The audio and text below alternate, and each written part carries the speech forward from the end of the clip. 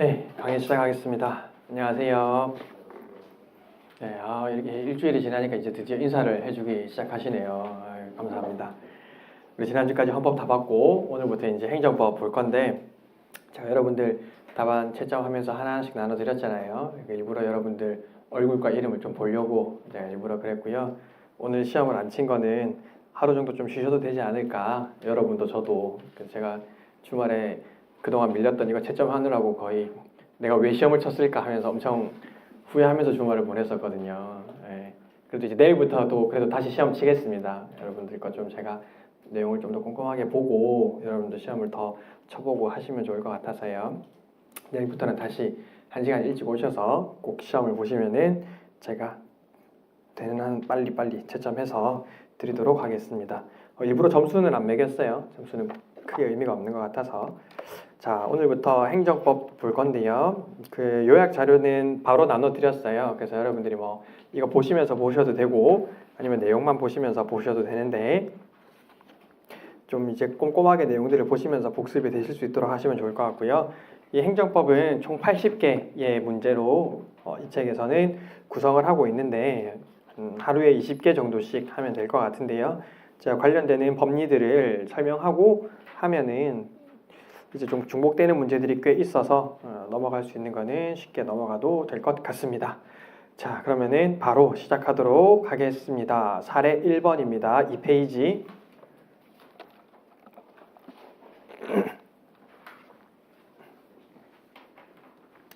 이 페이지. 건설업을 운영하는 갑주식회사는 국가를 당사자로 하는 계약에 관한 법률. 자, 여러분 국가를 당사자로 하는 계약에 관한 법률 나오면은 그냥 무조건 사법상 계약이라고 외우셔야 돼요. 이거는 뭐 다른 내용이 없고 무조건 사법상 계약이다 하고 암기를 하시면 됩니다. 그래서 이제 국가를 당사자로 하는 계약의 법률에 따라서 이제 지방자치단체랑 이제 개인이 이제 계약을 맺었는데 바로 문제를 보시면은 국가와 갑 사이에 체결된 도급 계약의 법적 성격은 이라고 물었잖아요. 법적 성격은 이 계약의 법적 성격이 뭐냐? 결국에는 이 법적 성격을 물어보는 것은 여러분이 행정의 영역에서는 쉽게 말하면은 뭐 처분이냐라고 생각할 수가 있잖아요. 처분이냐라고 생각할 수가 있는데 법적 성격을 물어보면은 우리가 제가 제일 첫 시간에 했던 것처럼 이게 공법 관계냐 아니면은 이제 사법 관계냐,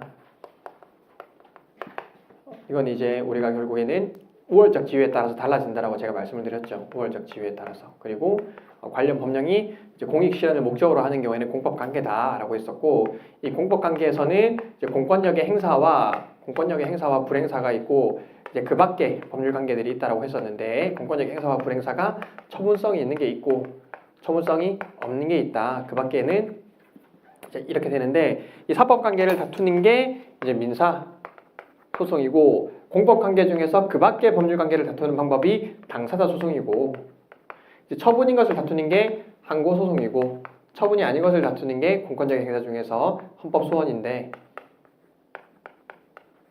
지금 이 국가를 당사자로 하는 계약에 관한 법률의 법적 성격을 물어보는 것은 결국 이게 공법 관계이냐 사법 관계이냐, 만약에 공법 관계라면은 공권력의 행사냐 아니냐, 공권력의 행사라면은 처분이냐 아니냐, 이렇게 이제 여러분들이 번지수를 찾아가야 되는 것인데, 지금 이 사건에서는, 이 사안에서는 우리 판례가 국가를 당사자로 하는 계약에 관한 법률에 따라서 하는 계약은 소송물이 사법 관계다. 즉 이게 그냥 일반 민사 계약이랑 다를 바가 없어서 결국에 사법 관계이고 민사상 계약이다라고 하고 있기 때문에 여러분들이 결론을 그렇게 내리시면 되겠습니다. 그래서 바로 그냥 답안 보시면은 쟁점의 정리 보시면은요, 그러니까 이게 지금 공법상 계약인지 사법상 계약인지가 문제된다.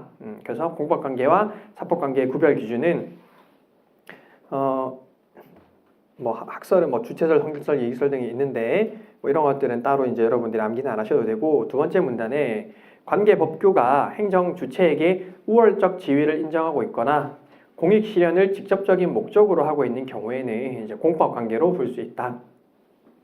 우리 판례는 국가계약법에 따라 지자체가 당사자가 되는 공공계약은 사경제의 주체로서 상대방과 대등한 위치에서 체결하는 사법상 계약이다 라고 하고 있어서요, 결론을 여러분들이 사법상 계약에 해당한다 라고 그냥 결론을 내리시면 되겠습니다.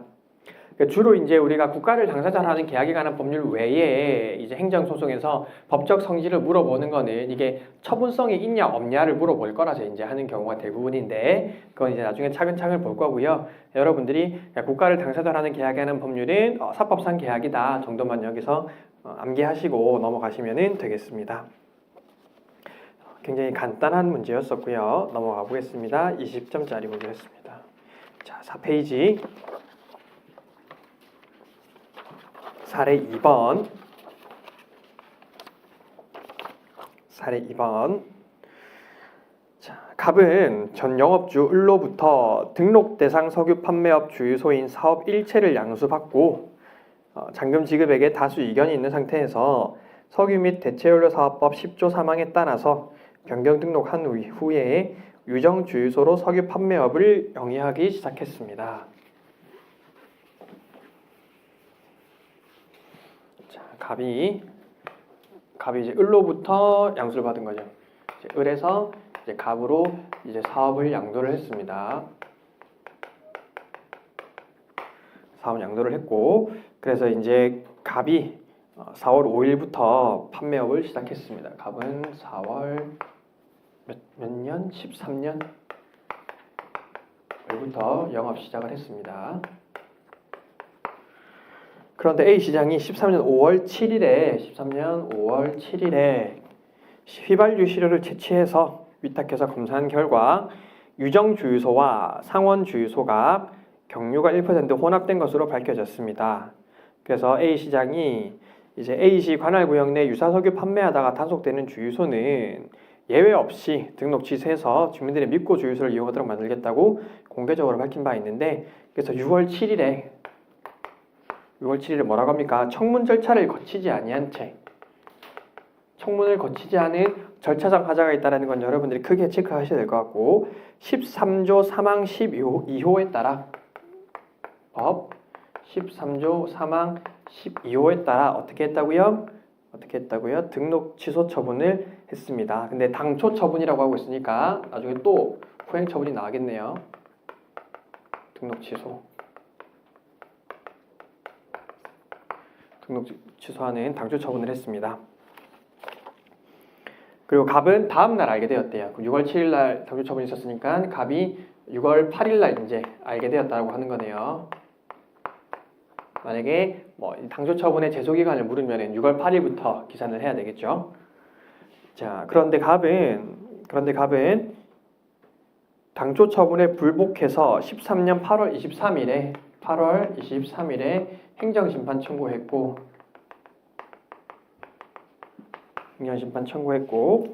행심위는 10월 4일 재량권 일탈 남용이라는 이유로 사업 정지 3개월로 변경하라는 변경명령 재결을 했습니다. 10월 4일 변경명령 재결.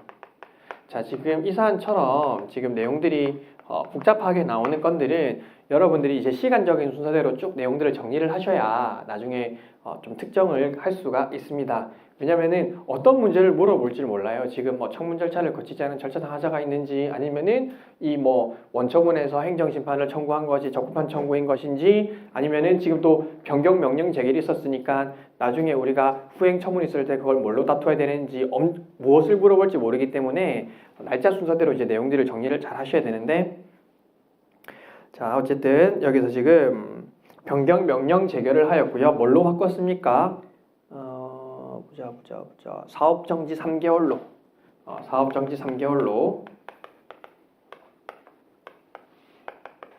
자, 그러니까 재결서는 그날 송달되었습니다. 10월 4일에 송달이 되었습니다. 자, A시장은 청문 절차를 실시한 후 이것도 이제 A시장이 한 거고, A시장은 청문 절차를 실시한 후에 10월 25일에 청문을 실시하고 당초 처분을 사업 정지 3월로 변경한다는 변경 처분을 했습니다. 3월 A시장이 이제 3월 변경 처분하고 다음 날 송달이 되었네요. 3월 변경 처분을 하고 다음날 10월 26일에 송달이 되었습니다. 그런데 갑은 유정주유소는 X정유사로부터 직접 석유 제품을 공급받고 공급받은 석유 제품을 그대로 판매했으며 상원주유소도 마찬가지로 직접 석유 제품을 구입하여 판매하였는데 규모와 판매량이 유사한데 갑과 동일하게 1회 위반임에도 상원주유소는 사업정지 15일에 그쳤다. 상원주유소는 사업정지 15일에 그쳤다라고 주장을 하고 있죠. 왜 쟤는 이렇게 해주고 나한테는 이렇게 세게 해요 라고 하는 거죠. 무슨 주장하는 겁니까? 평등의 원칙, 자기구속의 원칙 주장을 하고 있는 거죠. 일단은 넘어가 볼게요. 다시 설명할게요.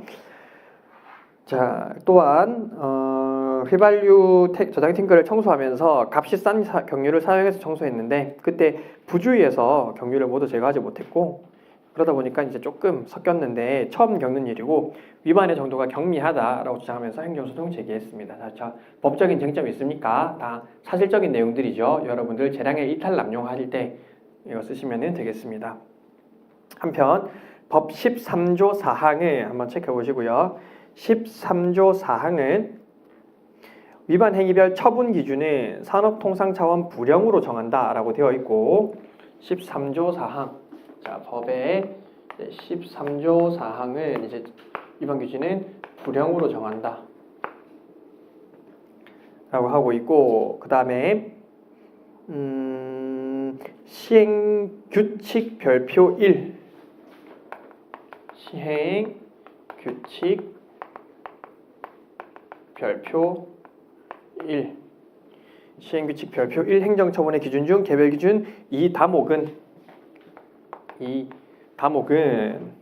29조 1항 1호 29조 1항 1호면은 법이죠. 법 29조 1항 1호를 위반해서 가짜 석유 판매한 경우에 1회 위반 시 1개월, 2회 위반 시 3개월, 3회 위반 시 등록 취소한다 라고 되어 있어서 결국에 우리 지금 1회 위반인데 1회 위반 시 원래 1개월을 해야 되는 겁니다. 시행규칙에 따르면은 뭐를 위반했을 때? 법 29조 1항 1호를 위반했을 때 29조 1항 1호를 위반했을 때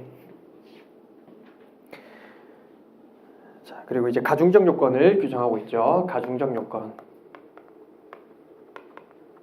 요건을 규정하고 있습니다. 자, 밑줄 갑의 주장이 사실일 때 갑이 본안에서 승소할 수 있는지 여부를 검토하시오.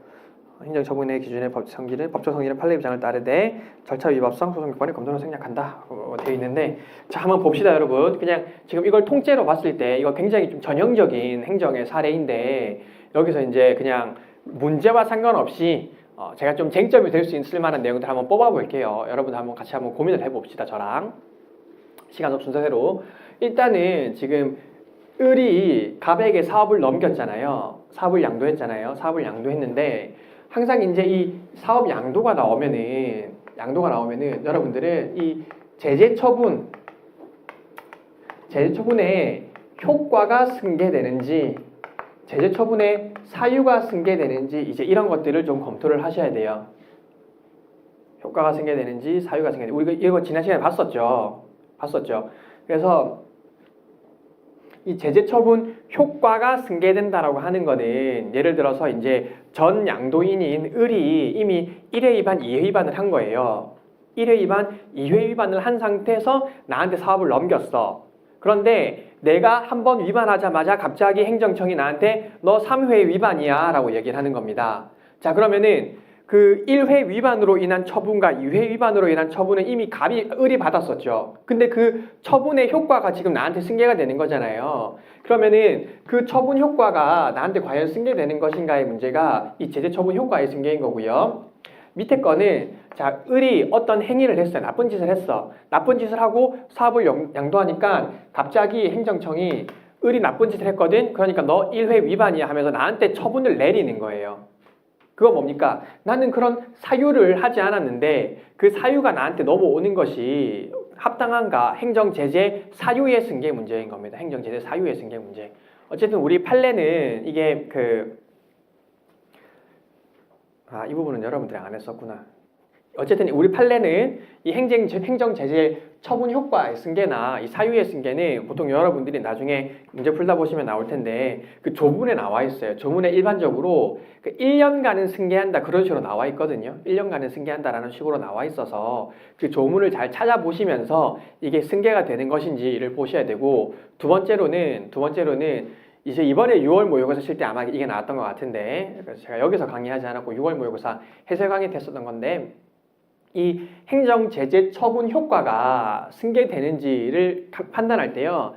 자, 우리가 사업을 양도받았잖아요. 사업을 양도받았는데 만약에 이 행정제재 처분이 이 사업 자체에 하는 제재 처분이라면은 이 사업을 양도받은 나는 당연히 이 제재 처분의 효과를 받겠죠. 자, 그러니까 이 사유가 이 행정제재 처분이 혹은 이 사업 자체가 약간 물적인 것이라면, 그러니까 대체적인 의무라면은 이게 나한테로 넘어오면서 사유도 같이 넘어오는데 이게 인적인 사유, 을이 잘못해서 을한테 내리는 사유라고 본다면은, 그러니까 일신 전속적인 사유라고 본다면은 이거는 나한테 넘어오지 않겠죠. 그래서 이제 우리가 이런 제재 처분 효과가 승계되는지 사유가 승계되는지는 관련 법령을 먼저 검토를 해야 되고 관련 법령에 따라서 이 공의무가 물적인 의무인지 아니면은 그냥 인적 사유에 불과한지 이런 것들을 첫 번째로 검토를 하셔야 되는 문제이고요. 그러니까 이제 여기서는 이제 특히 가중적 요건을 규정하고 있으니까 이런 거 물어볼 수 있겠죠. 자, 이런 게 이제 첫 번째 쟁점이 될 수 있을 것 같고, 자, 두 번째 쟁점은 이제 A시장이 6월 7일에 청문을 거치지 않았으니까 이거 당연히 절차상 하자가 있겠죠. 절차상 하자가 있는데 자, A시장이 나중에 청문을 거쳤어요. 청문을 거치지 않았다가 나중에 청문을 거쳤어요. 자, 그러면은 이 시점에서 나중에 결국 다 나올 거예요, 여러분. 그러니까 너무 골머리 앓으실 필요는 없어요. 근데 하나 문제를 좀 종합적으로 이제 읽는 연습을 좀 같이 하고 있는 거니까 이 시점에서 이제 문제를 묻는 게 뭐냐면은 이 A시장이 청문 절차를 거치지 않은 하자가 치유되었는가? 이런 청문 절차를 거치지 않은 하자가 치유되었는가라고 이제 물어볼 수 있죠. 그러니까 하자의 치유 쟁점이 나올 수 있는 것인데 여기서 그러니까 절차상 절차 하자의 문제를 물어볼 수 있고 그럼 청문 절차를 거치지 않은 것은 뭐 나중에 나올 행정절차법 22조를 위반한 것이고 절차 하자 나오면 또 뭐 항상 써야 됩니까? 그 절차 하자의 독자적 위법 사유를 항상 같이 검토를 하셔야 됩니다. 사안에서 절차 하자가 있는지, 절차 하자가 독자적 위법 사유가 되는지, 절차 하자 있고 독자적 위법 사유 된다, 취소 사유 된다라는 게 우리 판례 입장이죠. 그것까지 이제 검토를 하셔야 될 거고.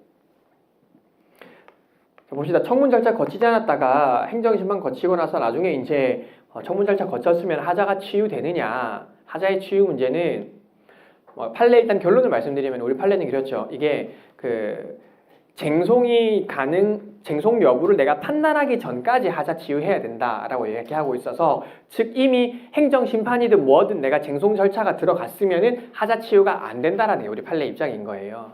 그래서 이 사안에서도 만약에 하자 치유를 인정하려면은 8월 23일 행정심판이 있기 전에 이제 하자를 치유해야 이제 그래야 이제 하자 치유가 인정이 될 것이다. 뭐 이런 쟁점도 물어볼 수 있을 것 같습니다. 자, 그 다음에 보세요. 당초 처분이 등록 취소 처분이었대요. 당초 처분이 등록 취소 처분이었는데 항상 헌법이든 행정법이든 1교시에는 여러분들한테 좀 이제 관련 쟁점을 좀 전체적으로 이해하시라고 내용들을 설명드릴 수밖에 없어요. 그래서 1교시, 2교시에 좀 시간 많이 쓰고 뭐 1시간에 한두 개 나가고 나중에 뭐 1시간에 10개씩 나가고 이제 이렇게 하는 거 어쩔 수 없으니까. 자, 지금 당초 처분으로 등록 취소 처분을 했잖아요. 언제 했습니까? 6월 7일에 등록 취소 처분을 했었는데 그러니까 이제 내가 행정심판을 제기해서 행정심판에서 이제 10월 4일에 사업정지 산물로 바꾼 건데 자, 그냥 우리 좀 나누어서 생각해 볼게요. 행정심판위원회에서 10월 4일에 사업정지 산물로 변경을 했어요. 변경 재결. 변경을 한 거예요. 변경을 하고 그럼 이거는 한 10월 5일쯤 송달이 되었다라고 해봅시다. 자, 이 경우에 내가 취소 소송을 제기한다면은 대상은 무엇이고 제소기간의 기산점은 무엇인가가 문제가 될 거잖아요. 그래서 이제 특히 이제 세 가지 대상과 피고와 제소기간이 문제가 될 건데, 자 봅시다. 그러니까 6월 7일에 등록 취소를 했다가 행정심판위원회가 10월 4일에 사업정지 3월로 바꿨으면은 이게 심판의 대상이 6월 7일에 한 등록 취소 처분인가 10월 4일에 한 사업정지 3월 처분인가 이런 것들이 문제되는데, 우리 판례 입장은 뭐라고 하고 있습니까? 이 6월 7일에 이만큼 과중한 등록 취소 처분이 있었다가 사업정지 3월로 이렇게 이제 바뀌었으면은 결국에 당초 처분이 이제 요만큼만 남아 있는 거다라고 이야기를 하는 거잖아요. 그래서 결국에 우리 판례의 대상은 뭐래요? 변경된 원처분이죠. 변경된 원처분. 변경된 원처분이니까 처음부터 마치 이런 사업정지 3월이 있었던 것처럼 다투어야 돼서 대상은 무엇입니까? 6월 7일에 한 사업정지 3월이죠. 6월 7일에 한 사업정지 3월이죠. 6월 7일에 한 사업정지 3월. 그러니까 처음부터 이 감경된 원처분으로 존재하는 거죠. 6월 7일에 한 사업정지 3월 처분으로. 이거 다 이해되시죠? 여기까지는. 자, 그러면은 피고도 당연히 원처분이니까 이 원처분을 한 A시장이 이제 피고 적격을 가질 겁니다. A시장이 피고 적격을 가지고, 제소기간은 어떻게 됩니까? 원래 행정심판은 처분이 있었으면 안날로부터 이렇게 제기하고 나면은 재결서 정본을 여러분들이 10월 5일 송달받으니까 이 재결서 정본을 송달받은 날로부터 90일 이내에 제기해야 되는 건 거죠. 7, 8, 9, 10. 10월은 31일까지 있잖아요. 31일까지 있는데 초일 불산입하면은 10월 남은 날짜 며칠이에요? 26일 남았나요? 11월은 30일까지 있죠. 12월은 31일까지 있죠. 그러면은 12월 말일이 며칠째입니까? 60, 80, 87일. 이제 12월 31일이 87일째 되는 날이잖아요. 그러면은 언제가 말일이에요? 1월 13일이 말일이겠네요. 제소기간의 말일은 1월 13일이 될 겁니다. 자, 요게 이제 변경 재결의 경우에 이제 쟁점이 이렇게 되죠. 자, 그런데 지금처럼 이제 변경 재결이 아니라 변경 명령 재결을 했다라고 해봅시다. 변경 명령 재결. 그러니까 행심위가 직접 바꾼 게 아니라, 야 A 시장 너 다시 요거 요렇게 바꿔라고 이야기를 한 거죠. 요렇게 바꿔라고 얘기를 하니까 이 A 시장이 언제 바꿨다고 했죠? 지금 10월 25일에 다시 이제 3월 사업정지 처분을 내렸잖아요. 처분을 내렸고 이게 10월 26일에 송달이 되었죠. 10월 26일에 송달이 되었습니다. 자, 그러면은 이 변경 명령 재결의 경우에는 대상 적격이 무엇이 되느냐? 자, 여기서 대상이 될 수 있을 만한 가능성은 뭐가 있습니까? 첫 번째, 6월 7일 등록 취소. 두 번째, 그러니까 원처분. 두 번째, 재결. 세 번째, 이 10월 25일에 한 3월 사업정지 처분. 네 번째, 변경된 원처분. 이런 것들이 있을 건데 우리 판례 입장은 뭐예요? 판례 입장은 여전히 변경된 원처분이라는 거예요. 그러니까 이 변경 명령 재결이든 변경 재결이든 차이가 하나도 없어요. 그러니까 단순히 여러분들이 그래서 변경 명령 재결에서 좀 많이 헷갈려 하시는데 요거는 그냥 단순한 통지에 불과한 거예요. 그러니까 이 마지막 처분이 효과를 가지는 게 아니에요. 얘가 변경 명령 하라라고 재결을 내리는 바람에 변경은 무조건 해야 되는 것이고 요거는 아무런 법적 의미가 없어요. 요건 아무런 의미가 없어요. 그러니까 어떻게 해야 됩니까? 결국에 그냥 변경 재결이 있었던 거나 변경 명령 재결이 있었던 거나 똑같이 바라봐가지고 여러분들이 변경된 원처분을 다퉈야 된다는 거예요. 나머지도 다 똑같아요. 제소기간의 기산점도 10월 5일에 재결서 정보를 송달받았으니까 10월 5일 기준으로 해야 되는 건 거고, 그 다음에 피고도 당연히 이제 A 시장이 되겠죠. 그러니까 변경 재결이든 변경 명령 재결이든 구분하실 필요 없이 헷갈리지 마시고, 변경 명령 재결이 나오면 이제 이렇게 하나 더 있어서 이제 여러분들한테 혼란을 더 줄 수는 있지만은 원래와 동일하다. 원래 변경 재결과 동일하다라고 생각을 하시면 되겠습니다. 자, 끝난 줄 알았죠? 하나 더 있어요. 여기까지 이해되셨죠? 자, 이제는 이런 거예요. 보세요.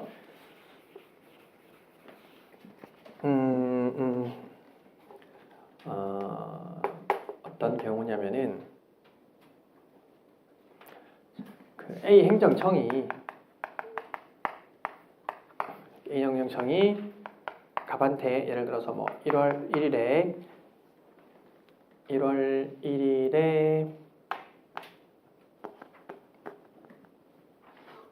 뭐 A라는 처분을 했다라고 해봅시다. 뭐 수익적 처분이에요. 운송사업 면허 허가를 했다고 합시다. 운송사업 면허 허가.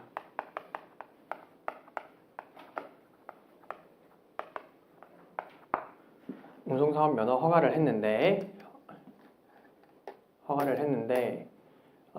여기 대해서 이제 그 을이 제3자인 을이 이제 이거를 다투는 거예요. 을이 이제 이걸 다퉈서 이걸 가지고 이제 행정심판을 제기하는 겁니다. 행정심판을.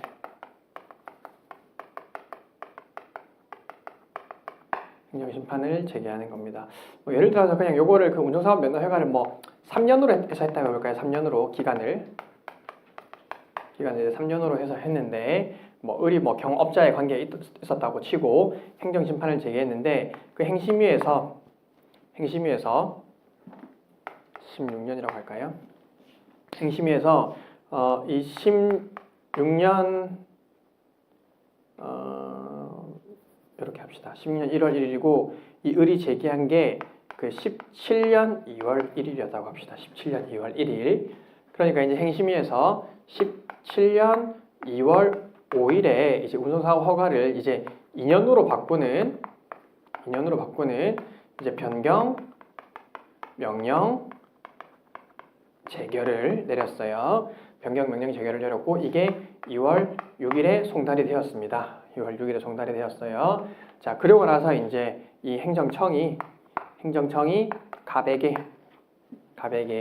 16년 2월 10일 날 운송사업 면허 허가를 기간 2년으로 바꾼 겁니다. 2년으로 바꾸는 처분을 통지했고 이게 12일에 송달이 되었습니다. 자, 그랬을 때 이제 다툼의 방법들을 하나씩 보도록 할게요. 일단 갑의 입장에서 이제 이거에 대해서 이제 항고 소송을 제기한다라고 할 때 취소 소송을 제기한다라고 할 때 무엇을 대상으로 해야 되는가의 문제입니다. 대상이고 그 다음에 피고 그 다음에 제소기간 하나씩 봅시다. 어쨌든 이 기간은 이제 부관 중에서도 이제 기한이니까 그 행정행위 자체를 다퉈야 되는 건 거죠. 독립해서 따로 다툴 수는 없고. 자, 첫 번째 갑이 다퉈야 될 대상은 무엇입니까? 변경 원처분이 있고 변경 명령 재결이 있었고 그 다음에 이제 또 처분이 있었는데 갑이 다퉈야 되는 대상은 뭐예요? 변경된 원처분이죠. 변경된 원처분을 다퉈야 돼서 말 그대로 16년 1월 1일에 기간을 2년으로 한 이제 허가를 다투어야 될 겁니다. 변경된 원처분. 피고도 A청이죠. 피고도 A청이에요. 자, 제소기간의 기산점을 언제로 삼아야 될 것인가? 제소기간의 기산점은 언제예요, 여러분? 제소기간의 기산점. 제소기간을 언제로 봐야 할까요? 자, 보세요, 여러분. 우리 아까 전에 처분의 상대방이 항고소송 제기할 때 제소기간 언제로 봤었어요? 재결자 정보 송달받은 날로 봤었죠. 맞습니까? 자, 근데 여기서 재결자 정보는 누구한테 송달해요? 이 재결자 정보 누구한테 송달해요? 행정심판 제기한 사람한테 송달하죠. 그럼 누가 받아요? 을이 받잖아요. 그럼 이때 재결 있었을 때 갑은 알아요? 몰라요? 갑은 모르죠. 갑은 지금 자기께 인연으로 바뀌었는지 전혀 모르는 상태야. 언제 알아요? 이날 알잖아요. 16년 2월 12일에. 16년 2월 10일에 이제 이 처분 내리면서 송달하니까 이때 알잖아요. 그래서 이때 이제 이거는 16년 2월 12일부터 이제 90일 사이에 제기를 해야 되는 거예요. 이때는 처분의 상대방과 이제 재결 행정심판을 청구한 사람이 다를 때 이때 내가 안 받아봤으니까 이제 이 마지막으로 송달받아서 내가 이게 바뀐 것을 안 날을 기준으로 소를 제기를 해야 됩니다. 어려워요? 복잡해요? 네, 괜찮죠? 이 정도까지는 다 이해되시죠? 그리고 여기서도 여기서도 지금 이제 을이 이제 2017년 2월 1일에 행정심판 청구했다라고 했는데 뭐 예를 들면 이제 이런 식으로 되겠죠. 1월 1일에 이제 운송사업 면허 허가를 받았는데 이제 갑이 언제부터 운송을 시작했냐면은 17년 1월 1일에 이제 운송 시작을 한 거예요. 17년 1월 1일에 운송 시작을 한 거예요. 그러니까 을의 입장에서는 항고소송을 제기하려고 하니까 안날로부터 1년 있은 날로부터 안날로부터 90일 있은 날로부터 1년 안에 제기해야 되잖아요. 그래서 지금 안날로부터 90일 있은 날로부터 1년 안에 제기해야 되는데 자, 안날은 언제예요? 이날 알았겠죠. 이때 허가 받았을 때 모르고 갑자기 갑이 운송을 시작하니까 제가 이거를 받았네 하고 이때 알았겠죠. 그래서 이때로부터 90일은 맞아요. 근데 있은 날로부터 1년이 지났잖아요. 있은 날로부터 1년이 지났잖아요. 그럼 이건 어떻게 될까요? 있은 날로부터 1년. 우리 행정소송에서 뭐라고 되어 있어요? 이거 정당한 사유가 있으면은 있은 날로부터 1년은 지나도 된다라고 얘기를 하고 있잖아요. 그래서 안날에 대해서는 불변기간인데 안날로부터 90일은 무조건 지나면 안 되는데 있은 날로부터는 1년이 지나더라도 정당한 사유가 있으면 된다라고 이야기를 하고 있기 때문에 특히 이제 그 처분의 상대방이 아닌 사람이 이제 행정소송 제기하는 경우에는 당연히 이제 몰랐을 수 있겠죠.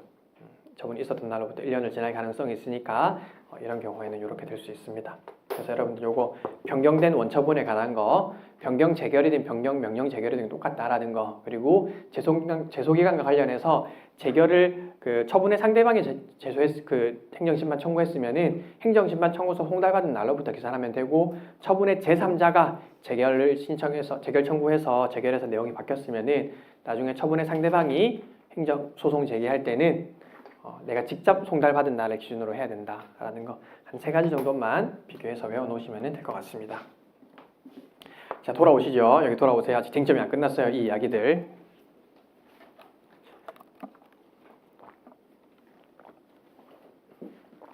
자, 그 다음에 또 어떤 쟁점이 있을까요? 어쨌든 6월 8일에 알았으니까 8월 23일에 행정심판 청구했으면은 그 90일 이내에 한 거 맞죠? 90일 이내에 한 거 맞고 이제 10월 4일날 변경명령 재결을 해서 10월 4일날 송달받았고 10월 25일에 A시장이 3월 변경처분해서 10월 26일에 송달받았어요. 자, 그럼 여러분들 여기서 제소기간의 말일이 언제인가 라고 물어보면은 언제를 기준으로 90일이어야 돼요? 10월? 다들 입모양을 왜 저가 안 보이게 입모양을 하고 계세요? 10월 4일을 기준으로 해야 되죠. 요때 이제 내가 변경 명령 재결 받았잖아. 10월 26일에는 어차피 그냥 다시 한번 통지해 주는 것에 불과하고 이때 알았으니까 이때를 기준으로 90일을 정해야 되겠죠. 자, 됐죠. 넘어갑니다. 이제 이쪽으로 돌아오세요. 이쪽으로 오세요. 자, 보시면은 여기 지금 법 13조 사항에서 불령으로 위임을 하고 있잖아요. 불령으로 위임을 하고 있어요. 자, 불령으로 위임을 하고 있는데 무엇을 위임하고 있습니까? 지금 시행규칙은 여기서 나와 있는 시행규칙이라는 건 뭐예요? 총리령 불령이 시행규칙이 있죠. 총리령 불령이. 시행령은 뭐예요? 대통령령이죠. 대통령령. 그러니까 지금 법 13조 사항에서 뭐라고 하고 있냐면은 위반 행위별 처분 기준은 불령으로 정한다 라고 하고 있잖아요. 위반 행위별 처분 기준은 불령으로 정한다 라고 해서 하위 법령으로 위임을 하고 있는데 불령으로 위임을 하고 있는데 이 불령 시행규칙 별표 1에서는 뭐라고 하고 있어요? 1회 위반 시 1개월, 2회 위반 시 얼마, 3회 위반 시 얼마 이런 식으로 이제 하고 있죠. 자, 불령에서 정하고 있는 내용이 무엇입니까? 불령에서 정하고 있는 내용이 무엇이에요? 제재적 처분 기준을 정하고 있죠. 제재적 처분 기준.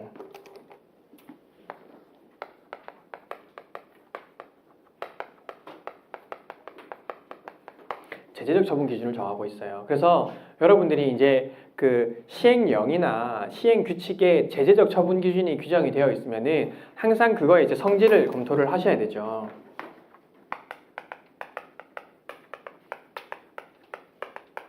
제재적 처분 기준이 시행령에 규정되면은 우리 판례가 뭘로 보고 있습니까? 원래라면 시행령이든 시행규칙이든 시행규칙은 뭐죠? 총리령, 불령이고 시행령은 대통령령인데 대통령령, 총리령, 부령 원래 싹 다 법규명령이잖아요. 법규명령이죠. 그런데 이 제재적 처분 기준이라는 것은 원래 제재적 처분 기준이 뭐냐면은 행정청이 이제 처분할 수 있는 권한이 있을 때, 야, 우리가 이거 처분을 할 때 뭐 얘가 한 번 위반했을 때는 이렇게 하고 두 번째 위반했을 때는 이렇게 하자라고 하는 그 내용은 원래라면은 자기들 내부의 사무 처리 기준이란 말이에요. 그냥 자기들 내부의 약속인 거예요. 그러니까 사실은 법적 구속력이 없어요. 법적 구속력이 없어야 돼. 근데 얘들이 계속 그 법적 구속력을 격상시키려고 이 법규 명령에 규정을 하는 거예요. 법규성을 만들려고.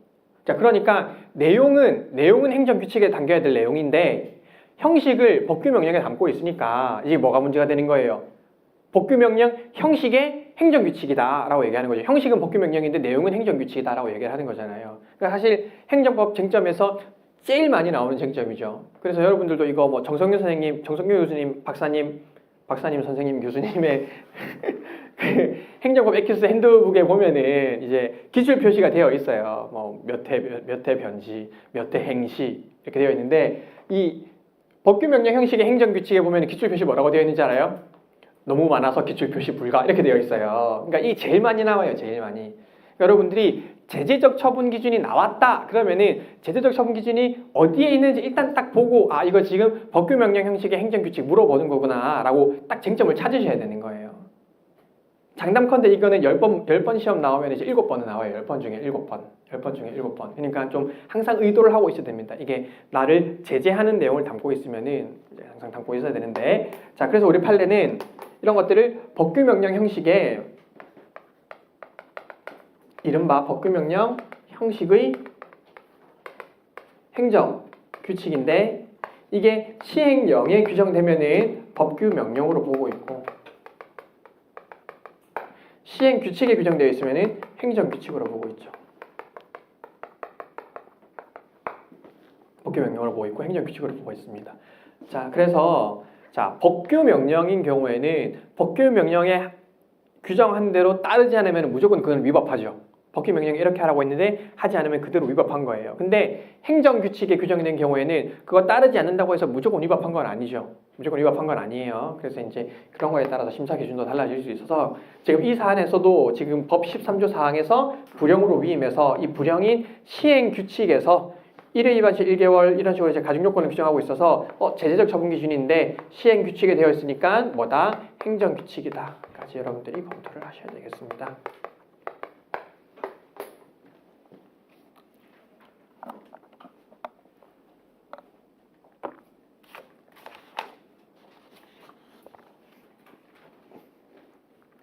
자, 됐습니까? 그 다음에 아직 안 끝났어요. 하나만 더 하고 문제 마저 풀게요. 지워도 되죠? 이제 그래서 이제 여러분들이 이 사안에서 지금처럼 문제를 보시면은 갑이 본안에서 승소할 수 있는지 여부를 검토하시오라고 했잖아요. 그러니까 갑이 제기한 소송은 행정소송을 제기했다라고 하고 있는데 이제 기록형 강의에서 이제 제가 항상 하는 이야기긴 한데 이제 기록형이든 사례형이든 이제 논증하는 방식은 똑같거든요. 이제 행정법에 있어서 이것이 처분이 위법한가라고 물어보면은 여러분들이 항상 검토하셔야 되는 논리 구조가 이제 처분의 하자는 결국 절차의 하자와 내용의 하자와 그다음에 주체의 하자 그다음에 형식의 하자가 있는데 그래서 이제 처분이 있으면 여러분들이 항상 이 네 가지를 나눠서 봐야 돼요. 어떤 하자가 있는지를 보셔야 되고 이 절차의 하자 같은 경우에는 행정절차법 21조, 22조, 23조 그다음에 개별법령상 하자를 봐야 되는데 한번 보겠습니다. 행정절차법 21조 한번 보시죠.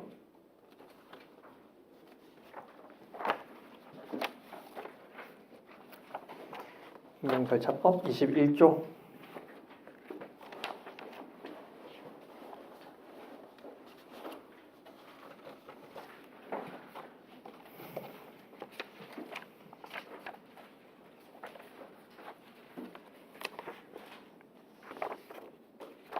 행정절차법 21조를 보시면은 1항 행정청은 당사자에게 의무를 부과하거나 권익을 제한하는 처분을 하는 경우에 당사자에게 통지를 해야 된다라고 해서 사전 통지를 규정하고 있습니다. 사전 통지.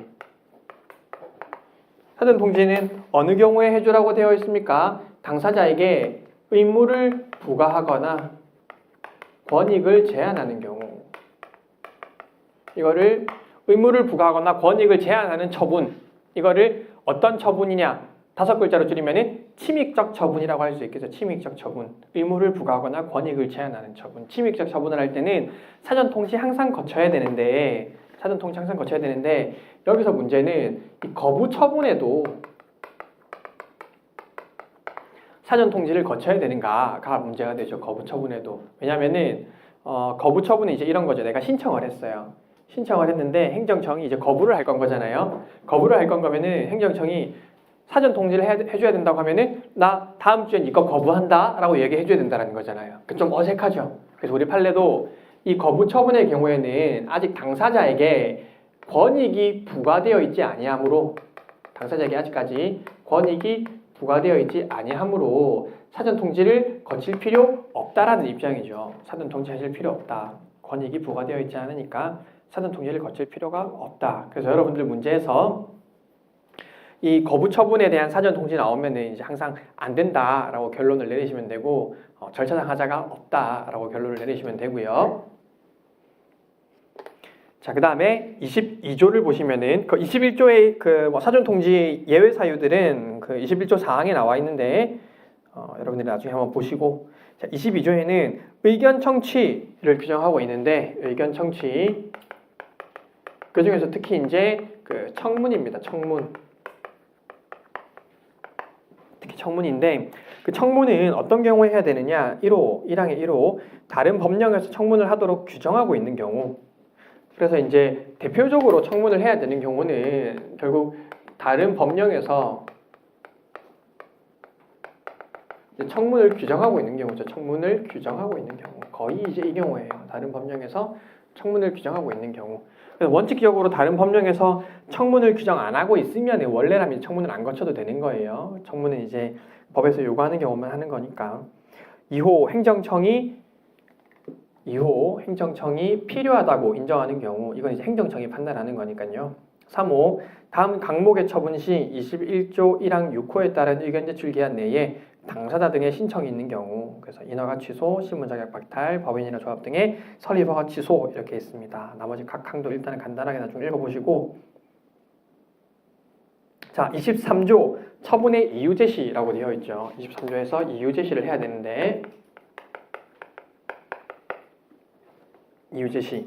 행정청은 처분을 할 때는 다음 각호의 어느 하나에 해당하는 경우를 제외하고는 그 근거와 이유를 제시해야 된다라고 해서 신청 내용을 모두 그대로 인정하는 처분은 안 해도 되고, 단순 반복 처분, 경미한 처분으로 당사자가 이유를 명백히 알 수 있는 경우는 안 해도 되고, 긴급히 처분을 할 필요가 있는 경우에는 안 해도 된다라는 거예요. 근데 이거 3개 빼고는 다 이유를 제시해야 되는데 이 이유 제시도 이제 적극적 처분과 소극적 처분의 경우에 어떻게 해야 되느냐? 그러니까 거부 처분이죠. 나눠지는데 이 적극적 처분의 경우에는 이유 제시를 구체적으로 해야 됩니다. 구체적으로 해야 돼요. 구체적으로. 그런데 거부 처분의 경우에는 좀 상당성이 완화된 정도로만 이유를 제시하면 됩니다. 자, 그런데 여기서 제시해야 되는 이유는 뭡니까? 둘 다 사실적 근거와 법적 근거를 둘 다 제시를 해야 됩니다. 그래서 너가 어떤 행위를 해서 무슨 법 몇 초에 따라서 이런 처분을 한다라고 하는 사실적 근거와 법적 근거가 둘 다 제시가 되어야 합니다.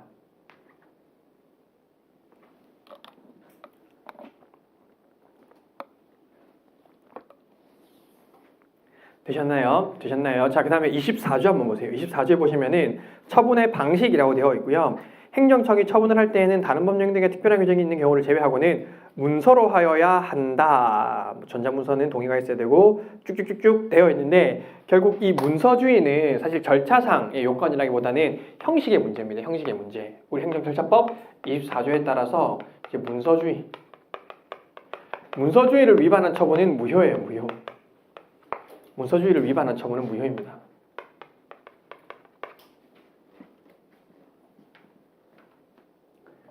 문서주의. 그 다음에 이 주체사항 하자도 이제 권한 없는 자가 한 처분은 무효죠. 권한 없는 자가 한 처분은 무효입니다. 체크하시고. 그래서 이제 여러분들 사안에서 절차 하자에 관한 문제가 나왔다. 절차 하자에 관한 문제가 나왔다. 그러면은 요거나 혹은 개별 법령에서 요구하는 절차를 지키지 않은 경우에는 검토하시고 나서 반드시 뭐 적어야 돼요? 절차 하자의 독자적 위법 사유.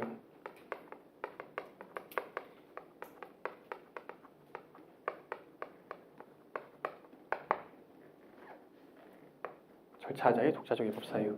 그러니까 절차 하자가 있는 경우에 예컨대 내가 사전 통지를 해주지 않아서 절차의 하자가 있는 거예요. 그런데 이 사전 통지를 해주지 않아서 절차의 하자가 있는 것을 독자적 위법 사유로 볼 수 있을 것인가? 무슨 말이냐고 하면은 행정청에는 이렇게 얘기할 수 있죠. 아니 그럼 내가 사전 통지 지금이라도 해주면 되잖아. 결국 사전 통지하고 나면은 똑같은 처분 또 내릴 건데 굳이 그렇게 반복하는 이유가 뭐야? 라고 이야기를 하겠죠. 그래서 절차 하자의 독자적 위법 사유를 인정하지 않는 입장은 이제 그럼 어쨌든 이제 다시 한번 무익한 처분을 또 해야 된다라는 이제 그런 취지일 것이고, 그래도 우리는 이 행정청이 처분을 할 때 절차 하자도 독자적 위법 사유가 된다라는 이제 주장도 가능할 텐데 우리 판례는 뭡니까? 긍정설이죠. 긍정설.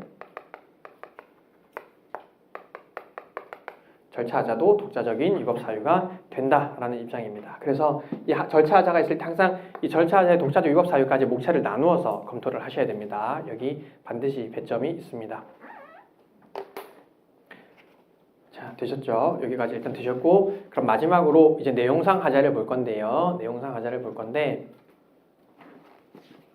이제 지워도 되겠죠? 아니, 여기로 와서 이쪽으로 넘어서 할까요? 내용상 하자를 볼게요. 내용상 하자. 자, 이 내용상 하자는 이제 크게는 첫 번째로는 내가 그런 행동을 한 적이 없다. 요건사실 해당성이 없다. 라는 주장이 가능할 거고요. 요건사실에 해당성이 없다. 그러니까 어떤 행동을 해야만 나에게 침묵적 처분을 할 수 있는데 그런 행동을 한 적이 없다라는 주장 가능할 거고요. 두 번째로는 여러분들 늘 쓰시는 재량의 일탈남용. 재량의 일탈남용.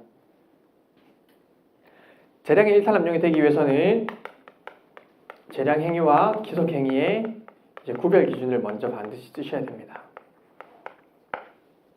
재량 행위와 기속 행위 구별 기준을 쓰시고, 그 다음에 어떤 거 써야 됩니까? 사안의 경우에 재량 행위다. 그 다음에 재량권 행사의 한계. 재량권도 일탈, 남용하면 안 된다라는 거 이제 검토를 하셔야 되겠죠. 재량권도 일탈, 남용하면 안 된다. 자, 그 다음에 이제 여러분들이 재량의 일탈, 남용으로 검토하는 논증 도구들. 이건 이제 다 쓰시는 건 아니고 저기저기 이제 문제가 될 때만 쓰는 것들이에요. 첫 번째로는 사실 오인. 요건사실 해당성이랑 거의 동일한데, 그러니까 이런 사실을 행정청이 이런 사실이 없는데도 불구하고 사실을 잘못 판단했다. 이런 주장이 첫 번째로 가능할 거고요. 두 번째로는 여러분들 늘 쓰시는 거죠. 비례의 원칙. 비례의 원칙. 자, 이 비례의 원칙은 우리 행정에서 비례의 원칙은 뭐 쓰는 거예요? 적필상, 적합성의 원칙, 필요성의 원칙, 상당성의 원칙. 적합성, 필요성, 상당성의 원칙. 행정 행위를 하기 위해서는 이제 그 법률의 근거가 있어야 되잖아요. 법률의 근거가 있어야 돼서 이제 우리가 헌법의 영역에서 과잉금지 원칙 심사할 때는 뭐 심사해요? 목수침법 하죠. 목수침법. 목수침법. 이거 이제 헌법에서 이제 우리가 검토하는 과잉금지 원칙, 뭐 헌법에서 뭐 비례심사 하는 경우인데 여기서 목적의 정당성만 날리고 다 똑같은 건 거죠. 결국 이게 수단의 적합성의 문제이고 침해의 추도성이 필요성의 문제이고 법익의 균형성이 상당성의 문제인 거죠. 그런데 이제 다만 헌법에서는 목적의 정당성부터 검토하는 거고 행정행위에서는 적필상만 검토를 하는 거예요. 그래서 여러분들이 사안에서 이 처분이 하자가 있는가, 승소할 수 있는가 이런 거 나오면은 이 비례 원칙은 꼭 써야 됩니다. 이거 안 쓰면은 사례든 기록이든 점수를 가져갈 수가 없어요. 본안에 대해서는 이제 거의 다 이거를 물어보는 거라서 이 비례 원칙을 늘 잊지 마셔야 하고, 그 다음에 이제 평등의 원칙, 이제 내지 자기구속의 법리죠. 자기구속의 원칙. 평등의 원칙 내지 자기구속의 원칙.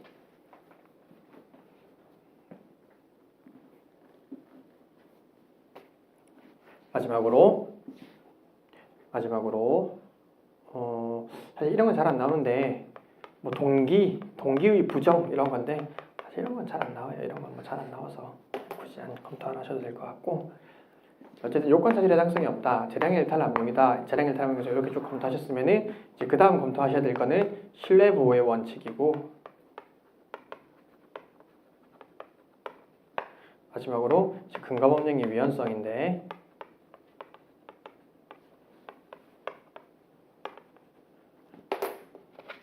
신뢰 보호의 원칙이고 근거 법령의 위헌성인데요.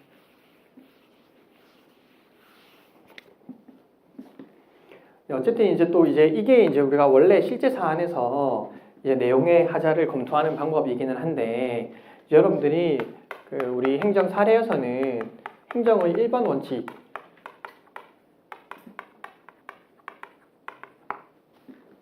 많이 물어보죠.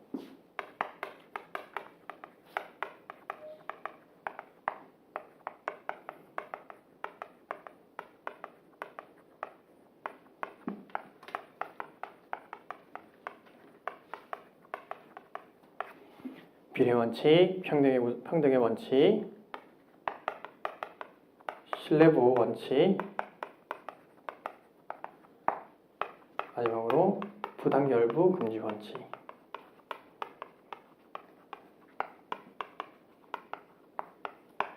그래서 이 네 가지를 항상 이제 떠올리시고 여러분들이 검토를 하시면 되는데, 비례 원칙은 아까 봤던 것처럼 적필상이고,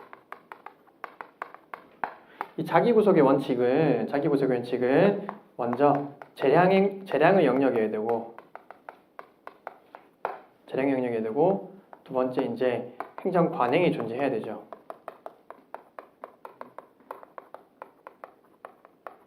행정 관행이 있어야 되는가, 아니면은 재량 준칙만으로 이제 인정할 수 있는가가 문제되는데, 우리 판례는 행정 관행이 필요하다는 입장이죠. 관행 필요설의 입장입니다. 선례 필요설, 관행 필요설. 선례 필요설. 재량 준칙만으로 안 되고 선례가 있어야 된다라고 해서 선례 필요설이고요. 마지막으로 3번 동일 영역이 되죠. 동일 영역.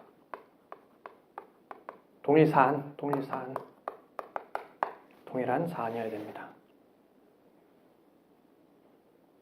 동일한 사안이어야 되고요.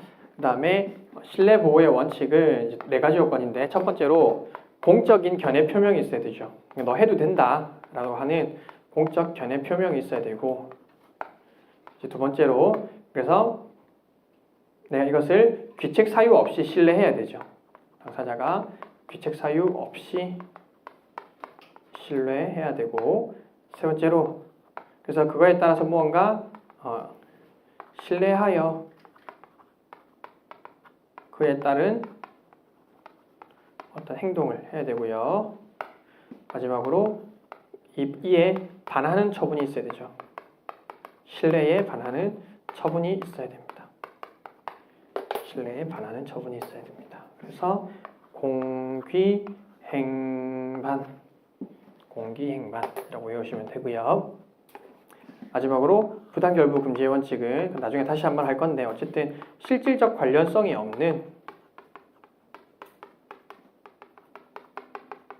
의무를 부과시킬 때 문제가 되는 것이죠. 실질적 관련성이 없는 의무를 부과시킬 때 문제가 됩니다. 이게 이제 여러분들 전체 그 행정법 문제를 푸는 틀이에요. 행정법 문제 전체적인 그 제가 본안에 대한 이야기들을 지금 다 해드렸습니다. 그래서 이 틀 안에서 이제 행정법 문제를 본안 문제를 풀어 나가면 될 것인데, 이제 간혹 가다가 우리가 그 문제에서 이 행위의 법적 성질은 무엇인가 라고 묻는 경우 굉장히 많잖아요. 법적 성질은 무엇인가 묻는 경우가 많은데, 예를 들어서 뭐 1번 법적 성질은 무엇인가, 2번 승소할 수 있는가, 이런 경우들이 많은데요. 자, 법적 성질을 묻는 이유는 결국 얘기하자면은 이게 재량행위인지 아닌지를 여러분들한테 물어보는 거예요. 재량행위인지 아닌지. 그러니까 특히 처분의 성질을 물어보면은, 처분의 성질을 물어보는 것은 아까처럼 우리가 이 계약의 성질이 무엇인가라고 물어보면은 이거는 그냥 뭐 민사상 계약이다라고 결론을 내는 거지만, 이게 처분이라는 전제 하에서 처분의 성질이 무엇이냐고 물어보면 이제 결국 이게 재량행위냐 아니냐라고 물어보는 것이라서, 여러분들이 첫 번째 가에서 주로 이제 뭐가 나옵니까? 이게 허가냐, 특허냐, 뭐 인가냐, 이런 것들 물어보려고 이제 하는 건 거죠. 허가나 특허냐, 인거냐. 그래서 허가라는 것은 뭐예요? 나중에 얘기하겠지만은, 허가라는 것은 내가 원래 마음대로 할 수 있어야 되는 것인데 질서 때문에 일단 막아놓은 거잖아요. 그래서 일정한 요건을 갖추면 무조건 해줘야 되는 거잖아요. 그러니까 자연적 자유를 회복시켜주는 것인데 일정한 요건을 갖추면 무조건 해줘야 된다. 그럼 뭡니까? 결국 이거 재량행위일 가능성은, 그 기속행위일 가능성이 높죠. 그래서 이제 허가라면은 나번에서 이제 이거 재량행위인지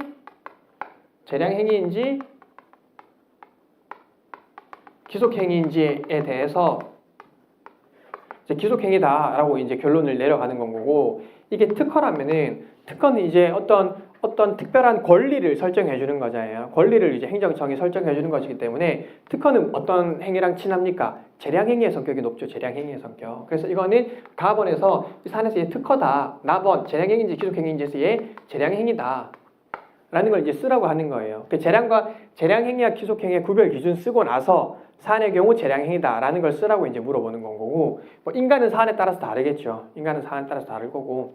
그래서 이제 위에서 법적 성질을 물어보는 경우에는 이제 여러분들한테 이게 허가냐, 특허냐, 인거냐 물어보고, 이게 재량행위냐, 기속행위냐 물어보려고 이제 물어보는 거고요. 그럼 이제 그 다음부터 승소 가능성은 우리가 재량행위임을 전제로 이제 아까 전에 판단했던 이제 그 내용들이 이제 판단을 하게 되는 건 거죠. 자, 근데 만약에 문제에서 이제 이런 걸 애초에 물어보지 않았다. 그러고 바로 승소 가능하냐라고 물어봤으면은 이 쟁점은 이 내용 안에 들어가야 되는 거겠죠. 그렇게 해야 이제 얘가 재량행위다라는 결론을 내려야 여러분이 재량의 일탈남용이라고 검토할 수가 있으니까. 그래서 선행하는 문제에서 재량행위라는 결론이 도달했으면은 그거에 따라서 다음 문제에서는 여러분들이 재량의 일탈남용 검토하시면 되는데, 선행하는 문제에서 재량행위인지 기속행위인지 물어보지 않았으면은 가볍게 얘가 특허고 재량행위다라는 걸 언급하신 다음에 재량의 일탈남용을 검토를 하셔야 되겠죠. 그래서 문제의 취지에 따라서 이제 구분을 하셔야 하는 겁니다. 되셨어요? 자, 이거 요 정도 들으셨으면은 이제 우리 행정에서 적법 요건 빼고 다 했잖아요. 여러분들 하산하셔도 돼요. 진짜 이걸로 행정법 웬만한 문제는 이제 다 푸신 거예요, 사실상. 네. 한번 문제 보도록 하겠습니다. 사례 2번.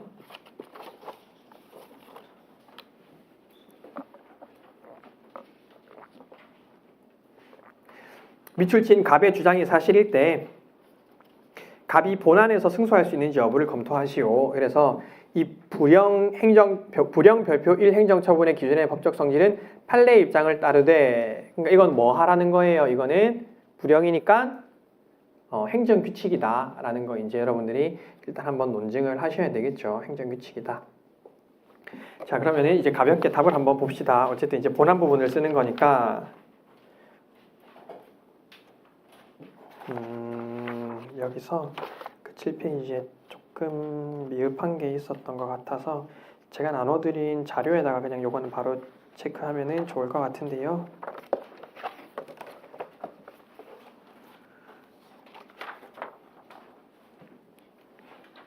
자, 그래서 행정소송을 제기하면은 승소할 수 있는지 여부에서 일단은 이 처분에 대해서 취소소송을 다투는 거니까 처분이 재량행위인지 기속행위인지를 여러분들이 먼저 판단을 하셔야 됩니다. 그래서 기속행위와 재량행위의 구별 기준 이거는 꼭 외우셔야 되는 거예요. 당해 행위에 근거된 법규의 문헌, 행정 분야의 목적과 특성, 행위 자체의 성질과 유형 등을 고려하여 판단한다. 그리고 사안에서는 여러분들 아까 전에 우리 처분의 근거가 된 13조 3항에 보면은 명할 수 있다라고 되어 있었거든요. 그래서 관련 법령의 해석상 재량행위로 보이고 뿐만 아니라 이 불영도 제재적 처분 기준을 정한 시행 규칙도 우리 판례에 따라서 행정 규칙이니까 행정 규칙이고 조문에 따라서도 이제 재량행위다라고 이제 결론을 첫 번째로 내리시면 되겠고요. 그러면 이제 재량의 일탈남용을 여러분들이 심사하실 수 있는데 일단 첫 번째는 이제 자기구속의 원칙, 아까 전에 문제가 되었었죠. 그 상원주의소에는 영업정지, 사업정지 15일 매겼었는데 우리한테는 이제 이런 등록 취소했다가 사업정지 3개월로 변경했다가 하니까 자기구속의 원칙 위반이다라는 주장이 가능할 겁니다. 적용 요건은 재량 영역이고 동종사안이고 행정관행이 존재해야 되는지에 대해서 견해가 대립하는데 이제 판례는 재량권 행사의 준칙인 행정규칙이 되풀이 시행되어 행정관행이 이루어질 것을 전제로 하고 있어서 선례 필요설의 입장이다라고 하고 있습니다. 선례 필요설. 자, 이게 왜냐면은요, 여러분, 이 자기구속의 원칙이 어딨나, 내가 아까 적었나? 자기구속의 원칙이 결국에는 이 재량 준칙이 있을 때 이 재량 준칙은 뭐예요? 행정규칙의 법규 명령이에요. 행정규칙이죠? 재량 준칙 행정규칙이죠? 맞아요? 맞아요. 재량 준칙 행정규칙인데 지금 자기구속의 원칙은 뭐냐면은 아니 재량 준칙에 따라서 너가 쟤한테는 이렇게 사업정지 15일 했는데 지금 나한테는 왜 3개월이나 하냐 이 얘기인 거잖아요. 자, 그래서 자기구속의 원칙 위반이다라고 주장을 해야 되는데 만약에 여기서 행정관행이 존재하지 않아도 된다라고 생각해 봅시다. 관행이 존재하지 않아도 된다. 그러니까 선례 분류설이다. 그럼 어떻게 돼요? 선례 분류설이면은 재량 영역이고 동일 사안이기만 하면 되는 거잖아요. 그러면은 이 재량 준칙에 따라서 다른 사람한테 해주고 안 해도 상관없이 재량 준칙을 위반하면은 위법한 게 되잖아요. 그럼 뭐가 돼요? 이 재량 준칙에 법규성이 생기는 거잖아요. 선례도 없는데 재량 준칙에 따르지 않았다고 무조건 위법하다라고 얘기하면은 마치 재량 준칙의 법규성을 인정하는 것과 같은 효과가 발생하잖아요. 그래서 이제 우리 판례가 이 재량 준칙이 되풀이 시행되어서 행정 관행이 이룩되어야 된다라고 해서 이제 선례 필요설의 입장에 있는 겁니다. 자, 그래서 사안의 경우에서는 설문에서 가짜 소개 제품을 판매한 경우 사업정지 15일을 해왔다라는 선례나 관행이 보이지 아니하므로 자기구속의 원칙 위반은 인정하기 어렵다라고 결론 내렸는데 여러분들은 원칙 위반이다라고 해도 상관은 없습니다. 그 다음에 라번 비례 원칙 위반 여부 적필상 이 원칙일 것인데 사안에 바로 포섭하시면 되죠. 가짜 휘발유를 판매한 자에 대한 사업정지 처분은 석유 제품의 품질을 확보하려는 법액의 목적에 부합하므로 적합성은 충족. 그러나 고의가 아니고 처음 한 것이고 경유가 1% 혼합된 걸로 미뤄보아서 필요성과 상당성이 없다라고 결론을 내리시면 되겠습니다. 그러니까 지금 결국에서 이 사안에서도 그 본안에서 승소할 수 있는지 물어봤으니까 요건사실 해당성 없음 이건 주장하기 어렵죠. 경유가 혼합되긴 했었잖아요, 그렇죠? 그래서 요거는 아니고 결국 재량인데 이 재량 행위니까 재량 기속 행위 구별 기준 지면서 재량의 일탈 남용인데 이제 비례 원칙이 문제가 되고 평등의 원칙 내지 자기구속의 원칙이 문제가 되는 건 거죠. 그렇죠. 그리고 신뢰보호의 원칙은 사안에서 없죠. 공적 견해 표명이 없었으니까 근거법령의 위헌성도 없었어요. 그리고 부당결부 금지 원칙도 없었어요. 그러니까 이제 본안에서는 그냥 요렇게만 이제 쓰면은 된다라는 얘기입니다. 그래서 본안 판단할 때 여러분이 항상 요 내용과 그 다음에 이제 행정법의 일반 원칙 제가 여기서는 빼먹었지만은 그러니까 요 내용에 그러니까 부당결부 금지 원칙까지만 이제 떠올리시면은 사실 이제 본안을 작성하시는 데는 큰 문제가 없을 것 같습니다. 자, 조금 쉬었다가 30분부터 계속 할게요.